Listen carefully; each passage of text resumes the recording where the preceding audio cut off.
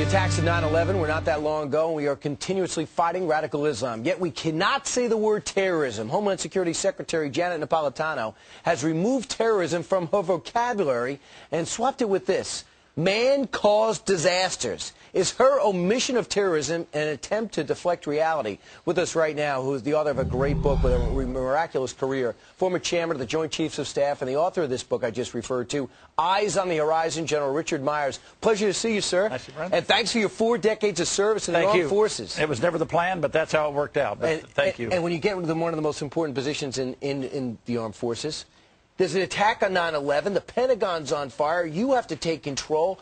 What a few years it was in your life. It was, yeah, very, I think it was a challenging and unique time in U.S. history, and I just happened to be nominated to be chairman 20 days before, or became chairman, or nominated to be chairman 20 days before that all happened, so.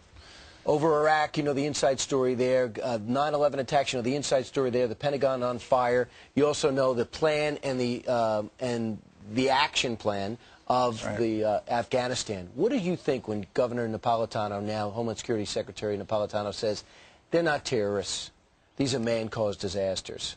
Well, I don't know the real context of what the Secretary was trying to say, but we cannot deny the fact that there are violent extremists out there that are trying to do away with our way of life. I mean, it's a serious threat. And words count, names count. We got to be real careful what we call things. In your mind, the Taliban, if the Taliban didn't combine with Al-Qaeda, they'd probably be in power today, right? If they gave up Al-Qaeda, they would be in power today. They would. That was one of the options that the U.S. government gave them. Said, hey, give up Al-Qaeda, and you can stay in power. Is President Obama, General, right when he says there are elements of the Taliban that we can talk to? Might be. With violent extremists, there are some that you can probably talk to, others that have to be dealt with and, captured or killed, frankly. And so, there may be some that you can negotiate with.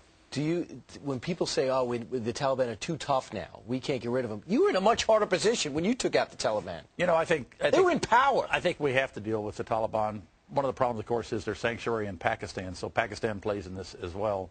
And today there was just some talk about, are we going to take bigger action inside Pakistan, actually. General, thanks for all you did. This is a great book. I got through almost all of it in a couple of days. And I'm going to talk to you more about this on radio on Brian and the Judge. But thanks so much for your time. Okay, thank you, Brian.